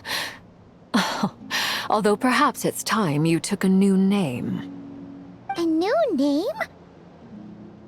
Kutar, the Moon Maiden, Columbina, they're nothing more than code names. They describe who she is and the roles she's played, but they're not her real name. We often use code names in the House of the Hearth, too. But it's knowing your real name that keeps you grounded. Up till now, you've been living a wandering life, so you've probably never really cared. All I'll say is this. Once you've defeated Rerir, give it some thought. All right, that's it from me. I'll get you back safely first, then go meet up with Sandrone. You're the best! I appreciate the gesture. It speaks to your good character. Anyway, let's get going. There are more urgent things to do right now than trade compliments.